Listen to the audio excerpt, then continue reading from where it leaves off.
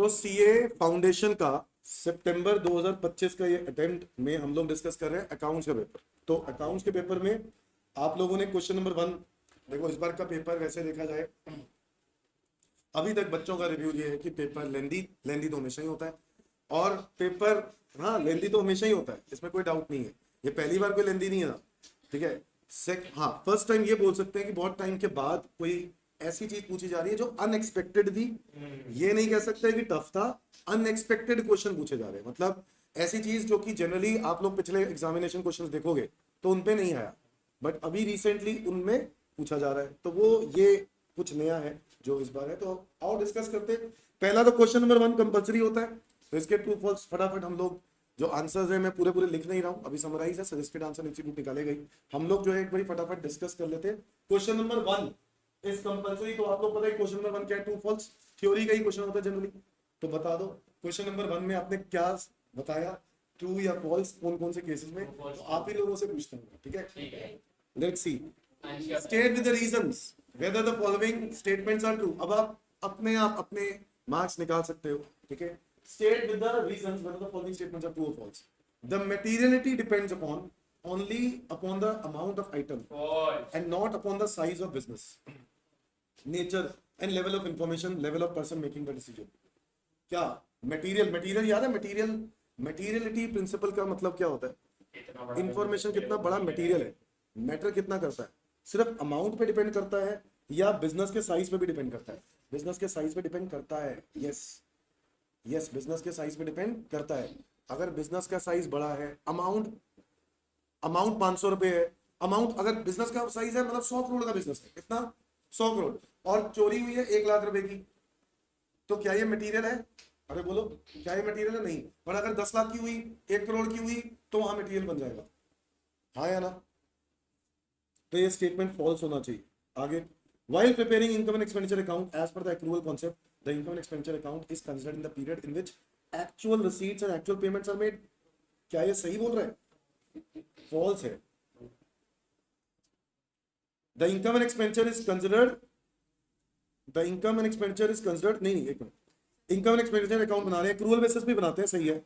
The income and expenditure is considered in the period in which actual receipts, actual receipt मतलब पैसा कब आया, पैसा कब गया, गलत। हाँ, सो ये गलत बोला है। एक्चुअल रिसीट एंड पेमेंट तो रिसिप्ट एंड पेमेंट अकाउंट बनता है। क्या बनता है? ये इनकम एंड एक्सपेंडिचर अकाउंट है। तो इनकम एंड एक्सपेंडिचर अकाउंट में हम लोग एक्रूअल बेसिस देखते हैं। हम ये नहीं देखते कि एक्चुअल में पेमेंट हुई या नहीं हुई, हम ये देखते हैं कि खर्चा है या नहीं है, एक्चुअल में इनकम है या नहीं है। तो ये फॉल्स स्टेटमेंट है। Profit sharing ratio and capital contribution ratio needs not be same. सही बात है, सही बात है, बोलो है ना?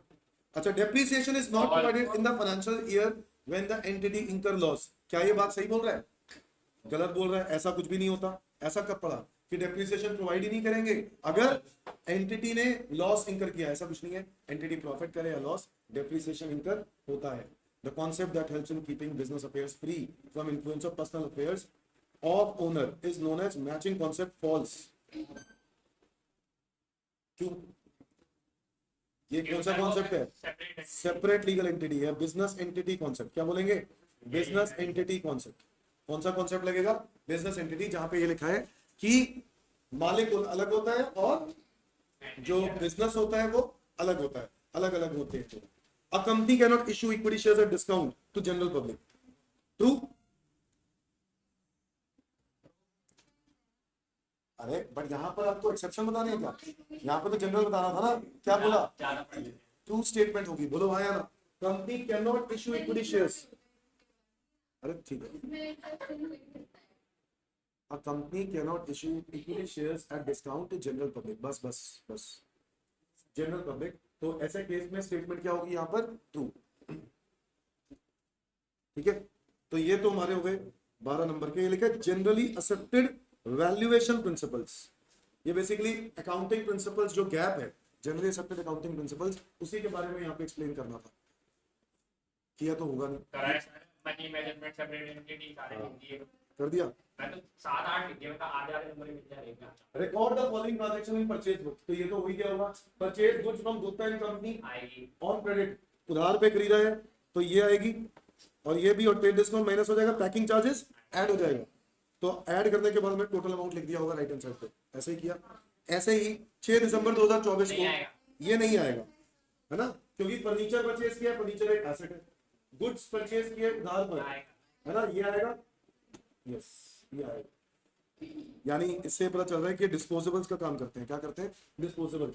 पहले प्लेट खरीदी, स्मॉल बोल्स, है ना, या फिर डिस्पोजेबल कह लो, या फिर वो कटलरी, कटलरी आइटम, फोक स्पून, है ना, फिर कटलरी, कटलरी उसी को ही बोलते हैं, कटलरी भी उसी को ही बोलते हैं। क्रॉकरी। हाँ तो कटलरी भी उसी को ही बोलते हाँ, हैं। हाँ, समझ गया। आगे परचेज फॉर कैश, ये तो नहीं आएगा, ये नहीं आएगा, ये तो आएगा ट्रेड डिस्काउंट माइनस करके लिखा। परचेज 1 डजन कुकर, ये कुकीज कहाँ है? तूने कुकी पढ़ा है क्या? सर मैंने उसको सच में यही पढ़ा ओ तेरी हो गया, देखो कुकी याद आ रहा था, कुकर 750 रुपए का ये आना था। अरे चलो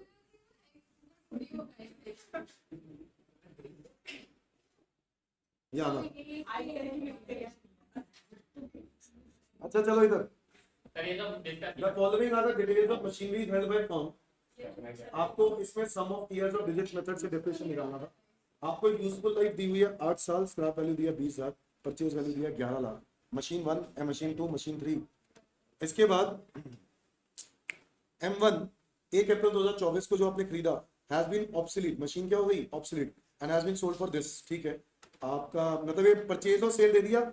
आपको बस बनाना क्या है? Machinery account, provision for depreciation. अब पहले तो डेप्रिसिएशन निकालना आना चाहिए। Sum of years of digits method में हम लोग क्या करते हैं? पहले तो ईयर्स का सम निकालते हैं, जितनी यूजफुल लाइफ है उसका सम निकालते हैं। कितनी यूजफुल लाइफ है? 8। तो मैंने आपको एक फॉर्मूला बताया था, n इंटू n प्लस 1/2। तो यहाँ पर 8 इंटू 8 प्लस 1/2 विच इज 4 9 36। तो 36 सम हो जाएगा। अब 36 सम हो जाएगा, कितने साल के लिए निकालना है? 8 साल का।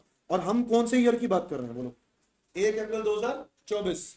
तो 1 अप्रैल 24 तक की हमें ना सीधा अकाउंट बनाना ही पता है कौन से ईयर का है, सीधा 2024 और 2025। हाँ, तो पहले आपको 3 सालों का, 3 साल ना, 20-21, 21-22, 22-23, 23-24, 3 या 4 सालों का डेप्रिसिएशन माइनस कर देना चाहिए। ठीक है, तो यहां पर क्या दोनों कैसा हो?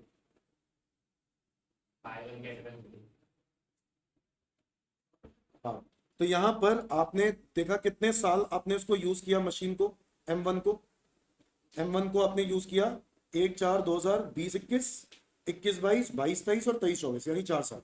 तो 4 सालों का आप डेप्रिसिएशन निकालो, 20-21 से लेकर 23-24। कैसे निकालेंगे? सम 8 + 7 + 6 + 5 डिवाइडेड बाय कितना है? 36। इतना सम का निकाल लो। वैल्यू कितनी बनी? 8 7 15 और 6 21 और 26, है ना, 26/36। इतने पीरियड का जो डिप्रिसिएशन है ये हमें निकालना है। तो 11 लाख रुपए में से माइनस करना है कितने सालों का डिप्रिसिएशन? 11 लाख। अच्छा, 11 lakh minus scrap value, scrap value कितनी है? 28,000, सॉरी 20,000। 20,000 ये कितनी आ गई? 1080, और इसका इंटू 26/36 ऐसे करना। तो बताना कितना आ रहा है? ये किया था कि नहीं किया था? इतने सालों का डिप्रिसिएशन माइनस करने के बाद जो वैल्यू आएगी वो आएगी 1/4/2024 की।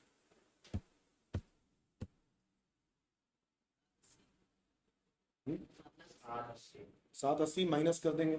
माइनस करने के बाद वैल्यू कितनी है?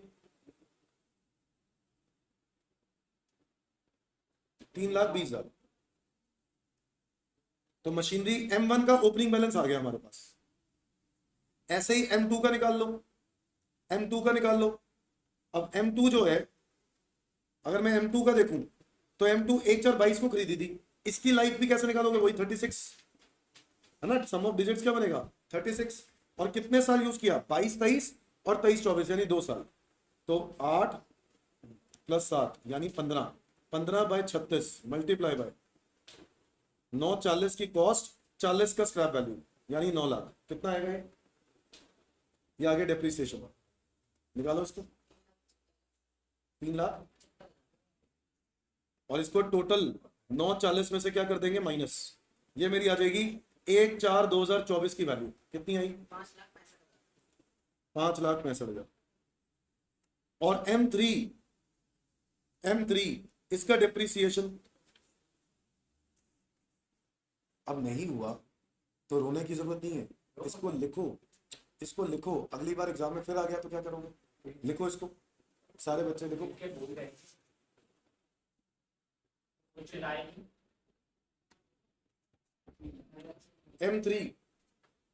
M3 आपका शुरुआती 1/4/24 को हो रही है, 5 साल के लिए। चलो हम लोगों ने भी 2024-25 का निकालना है। M1 हैज बीन ऑब्सोलेटेड 1 अप्रैल 2024 को, तो M3 की तो कोई डेप्रिसिएशन निकालने की जरूरत नहीं है। आप सीधा बनाओगे मशीनरी अकाउंट, समझ गए sir. 1/4/2024 to balance BD M1 M2 और M3 तो आएगा टू बैंक, क्योंकि वो खरीदा ही 1/4/24 को है। टू बैलेंस BD M1 आ जाएगा कितना? 3,20,000। M2 आ जाएगा कितना? 5,65,000। और टू बैंक आ जाएगा 8,10,000। बस 2024-25 का डेप्रिसिएशन निकालना है। अच्छा, इस ईयर में वो ऑब्सोलीट भी हो गई तो बस सेल आउट कर दिया, तो बाय बैंक ये आ गया सेल वैल्यू कितने की? 1,34,00,000 की, है ना M1। अच्छा, ऐसा डिस्पोजल अकाउंट बनाने के लिए बोला है, तो यहाँ पे ऐसा डिस्पोजल भी है। और अच्छा, ये भी अभी तक प्रोविजन बनाना था, ये भी है प्रोविजन भी बनाना है। तो हमें, मैंने ध्यान नहीं दिया, प्रोविजन फॉर डेप्रिसिएशन का भी है कॉन्सेप्ट। तो एक्चुअल में ये हुआ कि ये करना, अगर सिर्फ सम ऑफ इयर्स ऑफ डिजिट्स होता तो ऐसे ही करते, बट प्रोविजन फॉर डेप्रिसिएशन भी है और क्या है, डिस्पोजल अकाउंट भी है। तो यहाँ पे जो मशीनरी का बैलेंस आएगा वो पूरा पूरा है, ठीक है। तो मशीनरी का बैलेंस क्या आएगा? पूरा पूरा। M1 कितना था टोटल? 11 लाख। M1 11 लाख का था ना, तो ये 11 लाख ही आएगा। M2 940, M3 तो है ही 8-10 का। और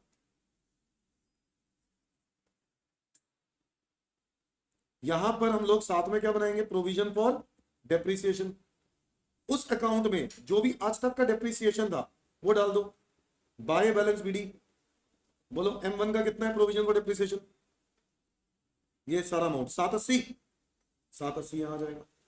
और फिर M2 375। और फिर इसके बाद आप, जब हम लोगों ने क्या किया, इसको बेचा, तो मशीनरी डिस्पोजल अकाउंट भी बनाएंगे, तो मशीनरी डिस्पोजल अकाउंट।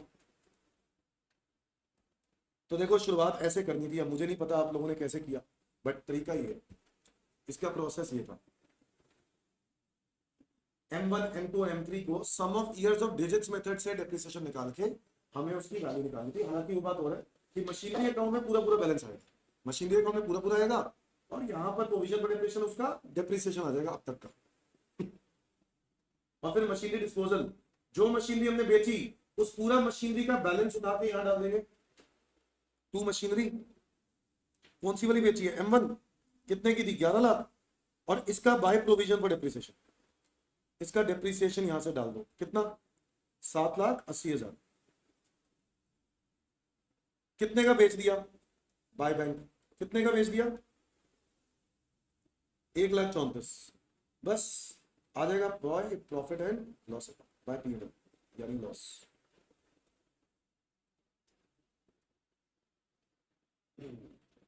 डन।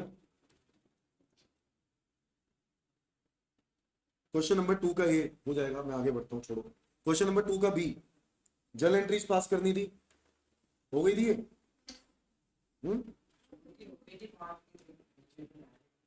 क्या बीच में रह रही थी मतलब? क्रेडिट नोट वर्ड पहली बार सुना? हाँ। सर एक मैं बताता हूँ, आप बोला क्वेश्चन। क्वेश्चन नंबर 2 का B, बी में सर सारे नीचे नीचे जाओ, नीचे सर नीचे जाओ। 7th 8 7th और 8th थी sir. R has been issued. अब आर यहाँ पे है कौन? यहाँ पे pass the journal entries in the books of mister Dutt, नहीं, in the books of mister Dutt है, यानी मिस्टर दत्त कोई पर्सन है जिसके यहाँ पे ये सारी एंट्रीज हो रही हैं। उसने गुड्स बेचे महेश को, फिर उसके बाद वन ऑफ द डेटर है मिस्टर एक्स, चलो ठीक। मिस्टर सी, इसका कहीं ना कहीं रिलेशन होगा। पॉइंट नंबर क्या लिख रहा है? 7। आर देखो, इससे पहले कहीं आर की बात हो रही है? नहीं हो रही है, पक्का है। तो R has been issued a credit note, इसका मतलब है कि हमने उसको अपनी बुक्स में क्या इशू किया होगा? क्रेडिट। हम उसको क्रेडिट करने जा रहे हैं। क्रेडिट कब करते हैं? जब सेल हुई थी तो कस्टमर को सेल किया था, रिटर्न हुई होगी तो सेल रिटर्न। क्रेडिट नोट बनाया गया होगा किस वजह से? सेल रिटर्न की वजह से। And R has been issued a credit note allowing a rebate 6000 रुपए as good supply to him was found defective. तो क्रेडिट नोट दे दिया बेसिकली उसको, कितने का? 6000 का। CGST SGST charge at the rate of 6% each. तो आपने सेल रिटर्न की नॉर्मल एंट्री पास करनी थी, नॉर्मल सेल रिटर्न की एंट्री पास करनी थी। क्या करेक्ट एंट्री होनी चाहिए थी?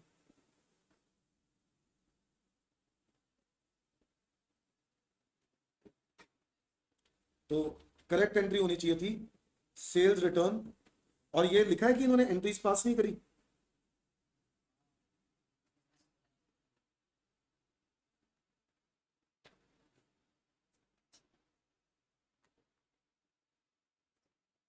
रिकॉर्ड, ये ना इसमें लिखा है क्वेश्चन में, ध्यान से देखो, या तो रिकॉर्ड करना है या रेक्टिफाई। और रेक्टिफाई कब करना होगा? अगर आपने गलत कर दिया तो उसको रेक्टिफाई करना है। अब गलत करने की बात ही नहीं बता रहा है यहाँ पे, वो तो कह रहा है रिकॉर्ड ही नहीं किया। तो यहाँ पर हम लोग रिकॉर्ड करने की एंट्री पास करेंगे। क्या? Sales return account debit to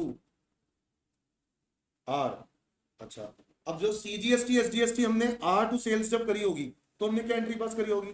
are debit to sales to CGST collected to SGST collected.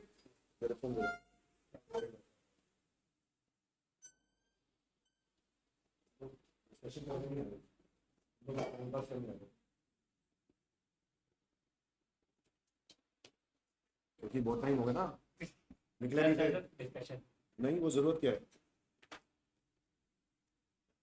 ऐसे बच्चों का फिर ऐसे ही हाल होता है बेटा कि अगर डिस्कशन पे ध्यान ही नहीं है, फोकस नहीं है, तो क्या करना है?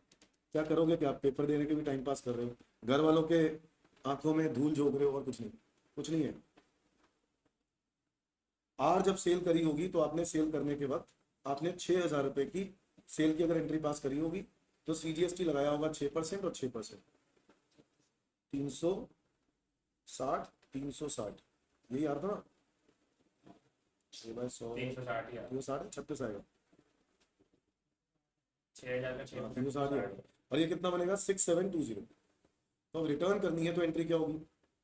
रिटर्न करने के लिए क्या एंट्री होगी?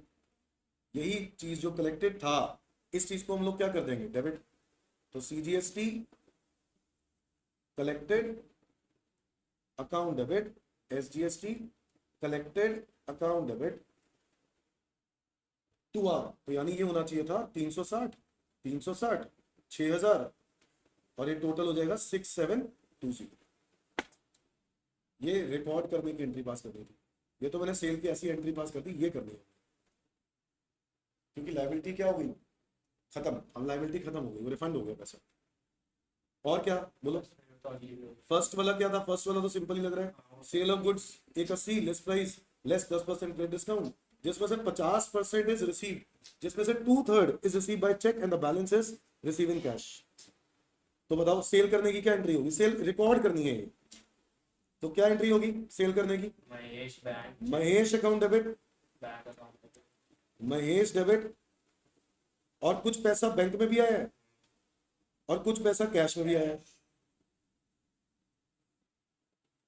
टू सेल्स है कि नहीं?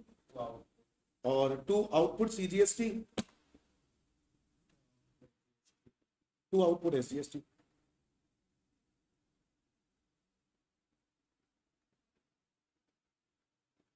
महेश को यहां पर कितने के कुछ बेचे? 180 लेस ट्रेड डिस्काउंट, तो 180 माइनस ट्रेड डिस्काउंट माइनस कर दो, 18,000 कितना बनेगा 162। तो 162,000 की सेल होगी, जिस पर सीजीएसटी एसजीएसटी लगा दो 6%, 6% कितना बनेगा,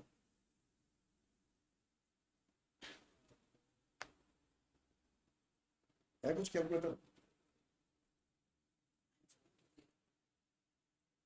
972097। अब एक टोटल करो, और उसने बोला सीजीएसटी एसजीएसटी जो है ये टोटल अमाउंट जो है ना वो 50% तो रिसीव हो गया, जिसमें से 50% रिसीव हो गया, पहले इसका 50% को 90,720। 90,720, तो 90,720 रिसीव नहीं हुआ, तो जो नहीं हुआ उसको डेटर बना दिया, और जितना रिसीव हुआ उस 50% में से 2/3 इज रिसीव बाय चेक, इसका कितना है, 60,480। और बाकी कैश कितना,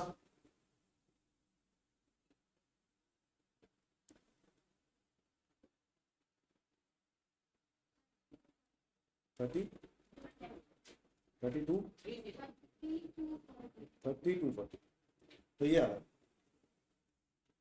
आपको यहाँ पे रिकॉर्ड करके एंट्री दिखानी थी, recording. One of the debtor X has agreed to pay his dues 3,000 to mister C who is a creditor of mister बाकी तो दत्त विद द सेम, ये हो गया, बाकी हो गई थी वही जो पूछी थी उसमें। बस और कोई नहीं। नहीं।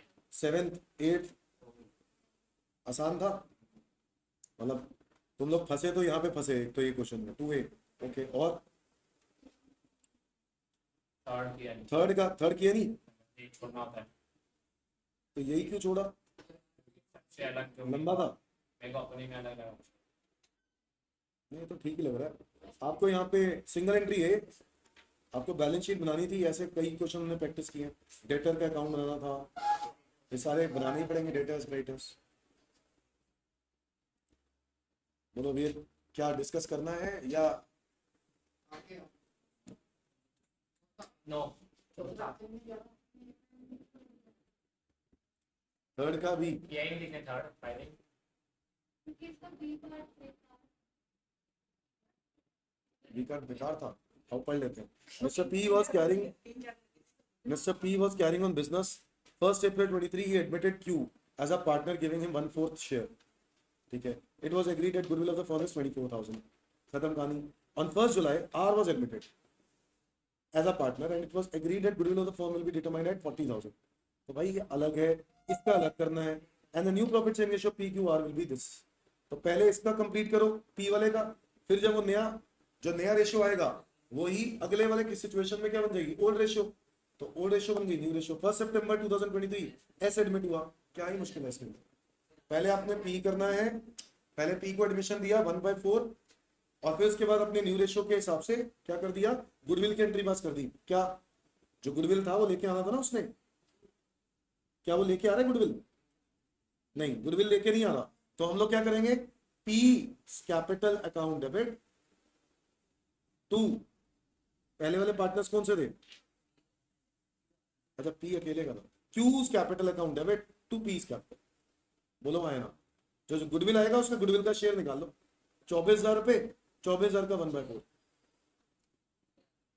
24,000 तो टोटल है ना,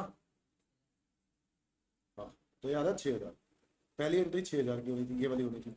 उसके बाद 1 जुलाई 2023 को जब गुडविल फिर से आर एडमिट हुआ तो आपने गुडविल फिर से निकाली 40,000 रुपये, बस।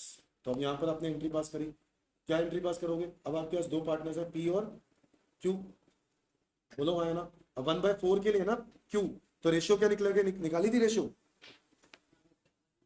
नहीं रेशियो क्या बनेगी,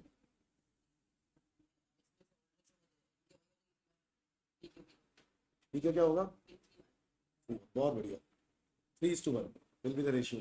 1 जुलाई 2023 R was admitted as a partner, it was agreed that goodwill of the firm will be valued at 40। अब आगे कहानी, R एडमिट हो रहा है कितने शेयर के लिए, 1/5, R का क्या है 1/5, तो R 1/5 के लिए हो रहा है, और बस, और इसके बाद 40,000 रुपए का गुडविल का फॉर्म, तो 40,000 इंटू 1/5 ये हो गया 8,000, और इसके लिए एंट्री पास कर दो, क्या R capital account debit to P to Q, वो आपको देखना पड़ेगा कि ओल्ड रेशियो में से न्यू रेशियो मिला माइनस करके गेनिंग आ रहा है या सैक्रिफाइसिंग, क्योंकि हम लोग क्या करते हैं सैक्रिफाइसिंग रेशियो में बांटते हैं, तो आप लोग सैक्रिफाइसिंग रेशियो में बांट दोगे। ये ओल्ड रेशियो है और न्यू रेशियो क्या है, 3:1:1। इसके बेसिस पर आप लोग चेक करोगे वो सैक्रिफाइस कर रहा है कि जो भी रेशियो है वो बांट देंगे। इसके बाद न्यू रेशियो आगे 1 सितंबर 23 को एस एडमिट हुआ, कितने शेयर के लिए, 72,000 गुडविल है और एस एडमिट हुआ, देवर एग्रीड टू शेयर, रेशियो बता दिया। तो ये भी कितने के लिए आया, 1/6। तो 1/6 यार मुझे क्वेश्चन में कोई दिक्कत नहीं लग रही, तुम लोग ना नई चीज देख कर ना वैसे ही हाथ खड़े कर नहीं, दो। मेरे को प्रॉब्लम मैंने ये है, start किया ही। हाथ खड़े करना सबसे बड़ा पाप है। हाथ खड़े करना सबसे बड़ा पाप है। आप पहले अगर हाथ खड़े कर दोगे कि नहीं होगा तो एक कैसे होगा? क्वेश्चन तो छोड़ने का। इसमें कुछ भी नहीं था, सिर्फ थोड़ा सा दिमाग लगाने का, मतलब ये भी ऐसा नहीं था मैं मुश्किल छोड़ने वाला, मैं कह रहा हूँ तुम्हारे दिमाग में छोड़ने वाला था कि छोड़ देते हैं इसको। 6 क्वेश्चन छोड़ने का। अरे बट थ्योरी वाले क्वेश्चन भी तो छोड़ सकते थे, प्रैक्टिकल वाले तो आता था। नहीं, लास्ट तक कोई थ्योरी नहीं है। नहीं है। तो ये छोड़ दिया तुमने सबने, बट समझ में आया कि करना कैसे था। तो ये रेशियो अगर कैसे करते हैं, एंट्रीज पास कर लेते हैं हम लोग, और फिर उसके बाद एक पार्टनर रिटायर हो रहा है, रिटायरमेंट की एंट्री पास करते हो जाता। अच्छा फोर्थ के देख लेते हैं। फोर्थ में आपने क्या किया, हो गया फोर्थ, हाँ, वो- बैलेंस शीट मैच हो गई। हाँ हाँ हाँ हाँ, मैच है पूरी बैलेंस शीट। छूट गया, कितना आया बैलेंस शीट, नहीं आया। मैच तो मैं नेट में बन गया है। क्यों? क्योंकि वो आगे ना दिखाना रेशियो है पी और क्यू की 2:3। अरे तो बेटा रिवैल्यूएशन बन के प्रॉफिट लॉस को दिखा रहा था, पर वो बाद में दिखा कैप्चर करूंगा। They decided to admit R into partnership for giving 1/5.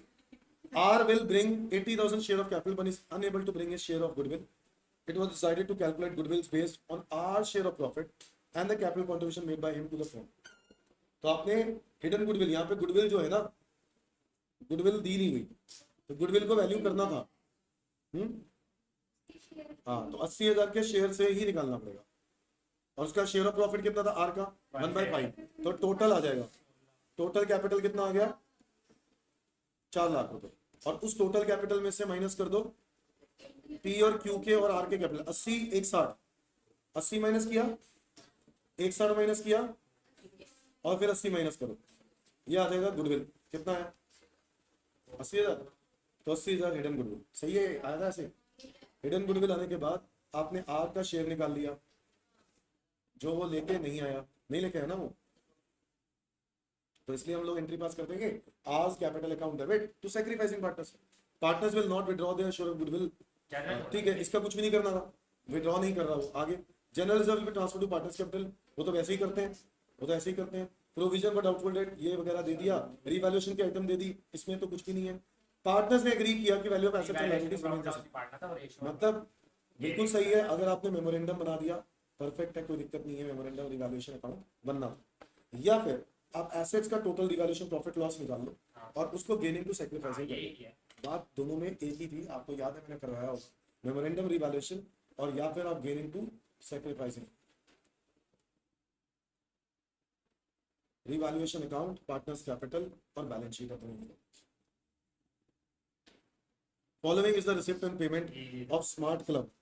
Receipt and payment of smart club, या आपको क्वेश्चन तो वो हम लोगों ने बड़े लेवल पे किया था, कुछ भी नहीं है, ये कर लिया होगा कि नहीं। ये कैपिटलाइज 50% कहाँ जाएगा बैलेंस शीट में, और 50% कहाँ जाएगा इनकम एंड एक्सपेंडिचर में। स्पोर्ट्स इक्विपमेंट पे डिप्रिसिएशन, आउटस्टैंडिंग सैलरी वेजेस और opening balance of match fund. अच्छा मैच फंड का ओपनिंग बैलेंस दिया है, मैच के कुछ खर्चे भी हुए हैं, हाँ, और मैच फंड में कुछ पैसे भी आए हैं, कितने, 55,000।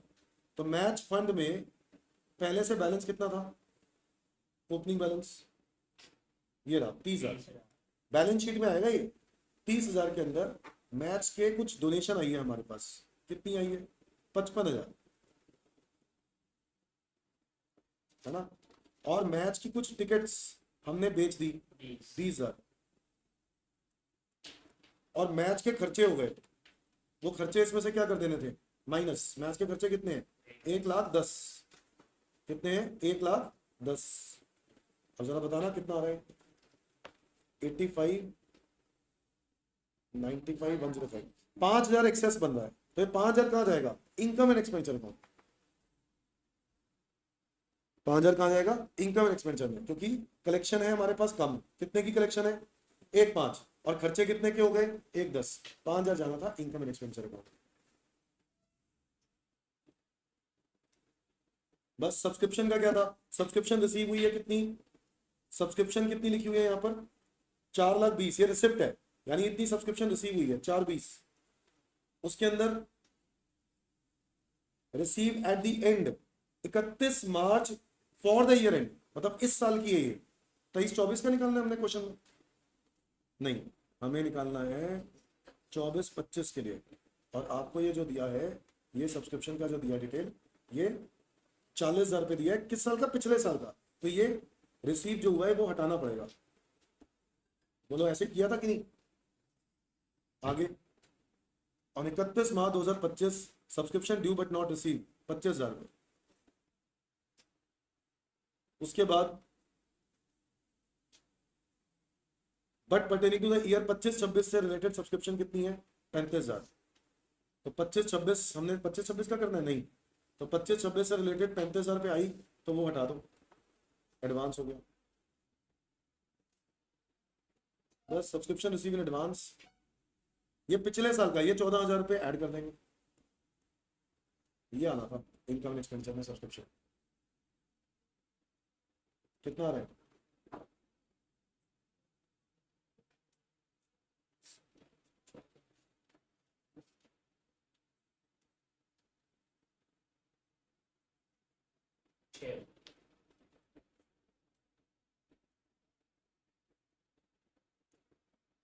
बस सब्सक्रिप्शन डाल देंगे।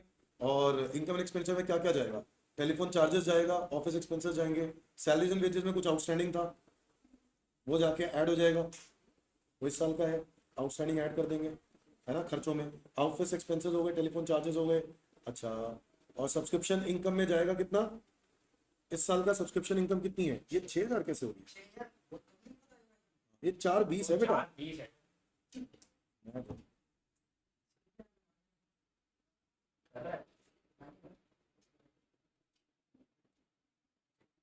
चलो कर लेना फिर सब्सक्रिप्शन, कोई बात नहीं, छोड़ो। Sale of match ticket entrance fees, इसमें 50% कैपिटलाइज, और बस इसका ये अकाउंट बन गया होगा। हाँ आगे बताओ। Attempt any one of the following parts. BRS कर लिया था, इसमें कोई दिक्कत आई? और बिल ऑफ एक्सचेंज, अच्छा दोनों में से कोई एक करना था। बीआरएस किया है, bill of exchange. Bill of exchange ये क्या हो गया? ये मिसप्रिंटिंग। ये नहीं तुम्हारे पेपर में भी था? स्कैन करते हो दिक्कत होगी, सारे पेपर गलत हो। अगले पेज में दिया हाँ नहीं दिया उसका कुछ नहीं। शेयर कैपिटल हो गया था? आराम से, नहीं हुआ? आराम से, आराम से। सबसे पहले दिया ही दोनों आराम से। ये क्या था? क्यों प्रेफरेंस शेयर्स का था ये? तो referential redemption of preference shares. और पार्टली लिखा भी हुआ है कैसे? इक्विटी शेयर इशू किए प्रीमियम पे और इन्वेस्टमेंट्स बेची, 110 है इसमें। वो एंट्री पास कर दी होगी। सबको नहीं और रिडीम किया था, दो छोड़ दिए। अच्छा, 2 छोड़ दिए। ABC Limited has issued ये 1,20,000 equity shares. फॉर बीच। इसमें एक डाउट है, जो वो है, दो बंदे हैं इसमें, दो बंदे हैं, एक के जब जब फॉरफीचर हुए तो उसके उसी टाइम, एक मिनट, एक के जब उसने पैसे नहीं दिए तो उसी टाइम फॉरफीचर करने ऐसे ही करना है या सबके साथ में करना है? क्वेश्चन में क्या लिखा है? प्रोसेस में समझ क्लियर नहीं है। The remaining application refused to T to whom 4,800 has been allotted failed to pay the allotment money and first call money. First call money के बाद करना है इसका, फर्स्ट और नहीं करना। and his shares have been forfeited. और अब दूसरे वाला जो होगा N, उसका N का सेकंड कॉल के बाद करना है। उसने बाकी पैसे उसने दे भी दिए, दोनों नहीं, उसने पहले भी नहीं दी और दूसरी भी नहीं दी। फर्स्ट कॉल नहीं दिया, सेकंड कॉल नहीं दिया। अब तो ठीक है, इसका शेयर फॉरफीट हो रहा है सेकंड कॉल के बाद, तो इसकी फॉरफीचर की एंट्री सेकंड कॉल के बाद थी। और ये वही वाला है, सारे फॉरफिटेड शेयर्स रीइश्यू नहीं हुए। Out of these only 7,800 shares were issued at fully paid up 8 पर शेयर।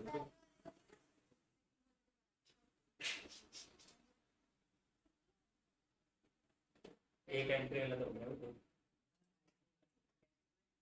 हाँ क्योंकि चलो अच्छा आगे, from the following information value of inventory निकालनी टाइम थी। के चक्कर में छूट गया।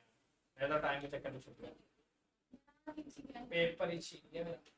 ये क्या कैश बुक का है? ना नहीं कैश ये कैश बुक वाला तो हो गया होगा, इसी मैं में इसकी बात कर, इसमें बहुत टाइम लग गया था जनरल और कैश बुक में। ये छोड़ दिया, छूट गया। टाइम ही नहीं बचा, पेपर ले ली मतलब दे लो। सिमिलर क्वेश्चन, बिल्कुल सेम क्वेश्चन हमने हमारी बुक में किया हुआ क्वेश्चन है। ओपनिंग स्टॉक दिया है, परचेज दिया Start करके ना है, सेलिंग एक्सपेंसेस आएंगे नहीं, एडमिनिस्ट्रेटिव हाँ, एक्सपेंसेस नहीं आएंगे आता। नहीं, फाइनेंशियल चार्जेस आएंगे नहीं, ये सब चीजें नहीं आएंगी।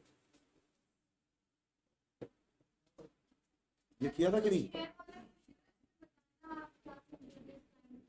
अभी तो बताया, पहले वाले के पहले होंगे, दूसरे वाले के पहले।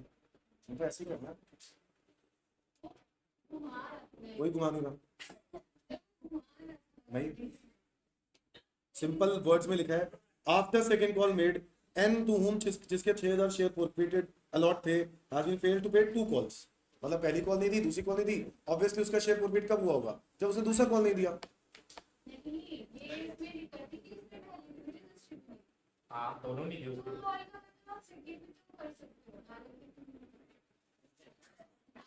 वो कह रही थी सेकंड नहीं थी। नहीं, मैंने फर्स्ट दी है। तो मैं बोल रही थी। अच्छा, ओनली 2 कॉल्स का मतलब है सेकंड कॉल होती है।